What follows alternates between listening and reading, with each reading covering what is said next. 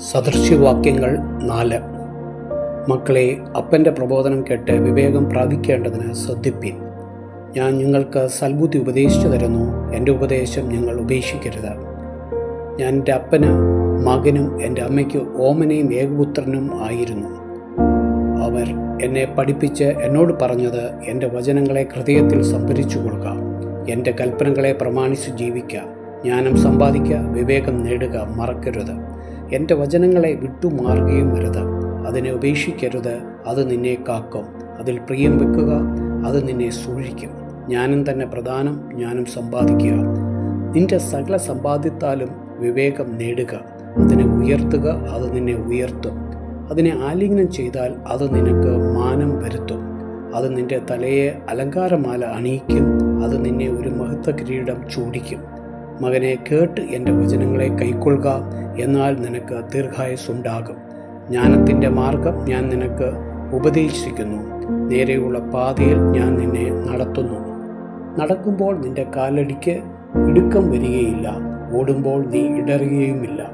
പ്രബോധം മുറുകെ പിടിക്കുക, വിട്ടുകളയരുത്. അതിനെ കാത്തുകൊള്ളുക, അത് നിൻ്റെ ജീവനല്ലോ. ദുഷ്ടന്മാരുടെ പാതയിൽ നീ ചെല്ലരുത്. ദുർജനത്തിൻ്റെ വഴിയിൽ നടക്കുകയുമരുത്. അതിനോട് അകന്നു നിൽക്കുക, അതിൽ നടക്കരുത്. അത് വിട്ടുമാറി കടന്നു പോക. അവർ ദോഷം ചെയ്തിട്ടല്ലാതെ ഉറങ്ങുകയില്ല. വല്ലവരെയും വീഴ്ചിട്ടല്ലാതെ അവർക്ക് ഉറക്കം വരികയില്ല. ദുഷ്ടതയുടെ ആഹാരം കൊണ്ട് അവർ ഉപജീവിക്കുന്നു. ബലാത്കാരത്തിൻ്റെ വീഞ്ഞ് അവർ പാനം ചെയ്യുന്നു. നീതിമാന്മാരുടെ പാതയോ പ്രഭാതത്തിൻ്റെ വെളിച്ചം പോലെ, അത് നട്ടുച്ചവരെ അധികമധികം ശോഭിച്ചു വരുന്നു. ദുഷ്ടന്മാരുടെ വഴി അന്ധകാരം പോലെയാകുന്നു. ഏതെങ്കിലും തട്ടി വീഴും എന്ന് അവർ അറിയുന്നില്ല. മകനെ, എൻ്റെ വചനങ്ങൾക്ക് ശ്രദ്ധ തരിക. എൻ്റെ മൊഴികൾക്ക് നിൻ്റെ ചെവി ചായിക്കാം. അവ നിൻ്റെ ദൃഷ്ടിയിൽ മാറിപ്പോകരുത്.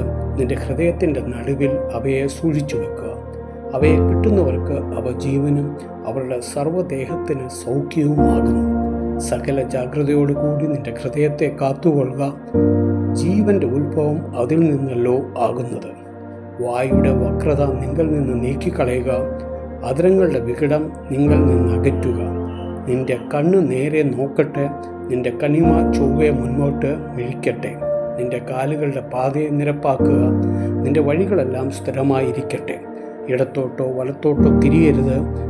നിൻ്റെ കാലിനെ ദോഷം വിട്ടുമാറാകട്ടെ.